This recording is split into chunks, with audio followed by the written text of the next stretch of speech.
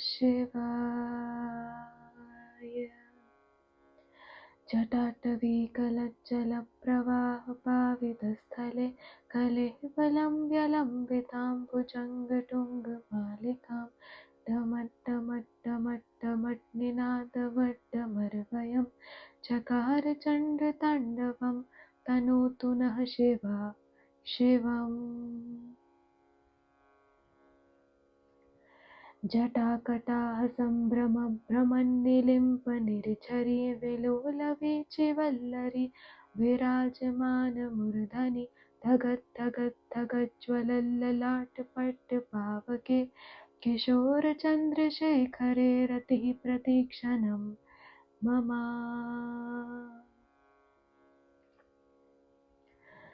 धराधरेन्द्रनन्दिनी विलासबन्धुबन्धुर स्फुरद्दिगन्तसन्तते प्रमोदमानमानसे कृपाकटाक्षधोरणे निरुद्धदुर्धरापदि क्वचिद्दिगम्बरे मनो विनोदमे तु वस्तुनि।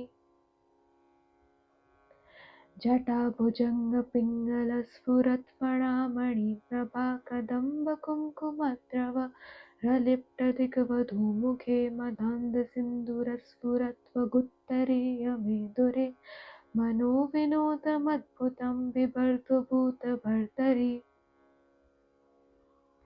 सहस्रलोचना प्रभृत्य शेषलेखशेखरा प्रसूनधूलिधूरनि विधूसराङ्घ्रिपीठभू भुजङ्गराजमालया निबद्धजाटजूटकश्रियै चिराय जायतां चकोरबन्धुशेखरः। ललाटचत्वरज्ज्वलधनञ्जया स्फुलिङ्गपानिपीतपञ्चसायकं नमन्निलिम्पनायकं सुधामयूखलेखया विराजमानशेखरं कला महाकपालिसम्पदे शिरोजटालमस्तु नः। करालफालपट्टिका धगत् धगत् धगज्ज्वल धनञ्जयाहुतिकृत प्रचण्ड पञ्चसायके धराधरेन्द्रनन्दिनी कुचाग्रचित्रपत्रक प्रकल्पनैकशिल्पिनी त्रिलोचने रतिर्मम। नवीनमेघमण्डले निरुद्धदुर्धरा स्फुरत् कुहूनिशीतनितमः प्रबन्धबद्धकन्धरः निलिम्पनिर्झरीधरास्तनोतु कृत्तिसिन्धुरः कलानिधानबन्धुरः श्रियं जगद्धुरन्धरः।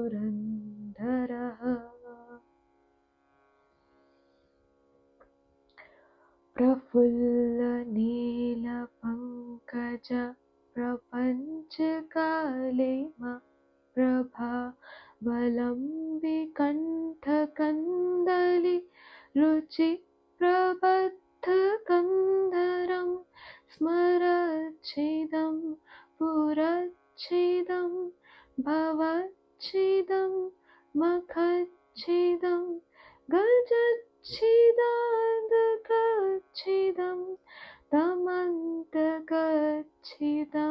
भजे। अगर्व सर्वमङ्गला कदा निलिम्पनिर्झरी रसप्रवाह माधुरी विजृम्भणा मधुव्रतं स्मरान्तकं पुरान्तकं भवान्तकं मखान्तकं गजान्तकान्तकान्तकं दमन्तकान्तकं भजे। जयत्वदा ब्रवीभ्रमा भ्रमद्भुजङ्गमश्वस द्विनिर्गमत्क्रमस्फुरत् करालफालहव्यवत् धिमिद्धिमिद्धिमिध्वनन् मृदुङ्गतुङ्गमङ्गला ध्वनिक्रमत्प्रवर्तिता प्रचण्डताण्डवः शिवः।